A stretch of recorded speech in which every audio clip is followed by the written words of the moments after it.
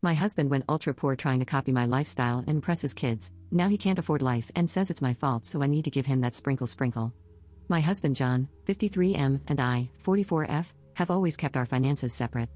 Also, although we refer to each other as husband and wife and had a wedding, we are not legally married. This was primarily for inheritance purposes because we each have older children from previous relationships.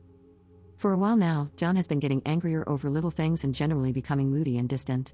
I finally had enough and approached him about separation, and this conversation led to a big blowout, with him revealing that he is now turbo broke. Basically, John revealed that he had basically no savings left. All the money he had saved for retirement and his kids' schooling was gone. Furthermore, he said it was all my fault since he used up all his savings trying to keep up with my lifestyle. There were never any crazy bills or anything like that, and we always split everything equally. The house we live in, I own outright, so there wasn't a mortgage payment. However, I have always liked to travel a lot on fairly extravagant vacations. I would invite John and his children to join on trips, but never made them feel like they had to come.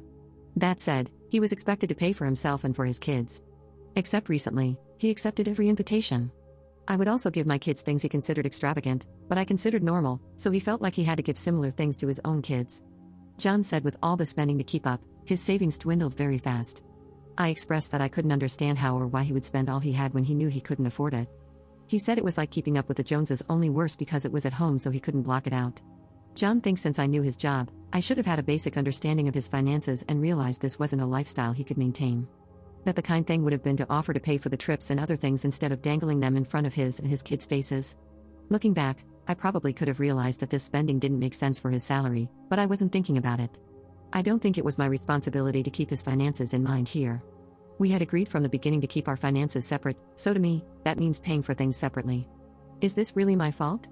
Update 1. After reading all the comments on my first post 3 weeks ago, I realized I needed more time to think about things. I also thought that given the situation, it would be best for us to spend the holidays apart to avoid any controversy.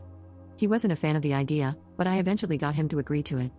Last week, things settled down, so we met up to have a more detailed discussion about the state of his finances. A few more things were revealed. I found out that he had lost his job earlier this year and didn't tell me. He got a new job in October, but he went over 4 months without one while pretending he still had a job. During that time, he only received a small amount of money from unemployment, so he started putting everything on his credit cards. His new job doesn't pay as much as his old one, so he hasn't been able to pay more than the minimum towards his debts, which are now substantial. I feel like if he had just brought up all these issues earlier, this could have been avoided, or we could have worked something out. Now, I really just feel like I can't trust him. I can't trust him with money, and I can't trust him not to hide things from me. I just can't see going back and trying to make things work with him at this point. Since he doesn't have a place to take all their things, I've agreed to store their stuff in my garage until he gets more settled, which means I won't be able to make as clean of a break as I would like right now, but for the most part, it's over. Update 2. I like the suggestion I was given when I last posted 2 months ago, of paying for a storage unit for their things for a few months. However, my ex did not agree to it. He said it would make things too difficult because the closest storage location was too far out of the way. It definitely felt like he was still trying to cling to things. Since I couldn't get a storage unit in his name without his approval, I talked to a friend who was a lawyer about the situation. He helped me write up a notice that told him he had 30 days notice to retrieve their things, or they would be disposed of. After the 30-day notice was up, he still had only picked up a few things. I ended up calling his ex and asked her if she or their kids wanted anything before I got rid of it all. Well, they had been left in the complete dark about our relationship being over. My ex had been lying to them, saying I was sick, and then he was sick with COVID, and that's why they hadn't been able to come over. I was not at all surprised at this point. I figured she didn't know about the rest of it either and told her. She is livid, especially about the money for their kids' education since it was part of their divorce agreement. Anyway, the kids all got what they wanted, and I had a charity come and pick up the rest. It feels a lot better now that there is a completely clean break. Yes, I have gotten the locks changed and blocked his number. Since there is no reason for me to have contact with him anymore, this is probably the last time I'll be posting.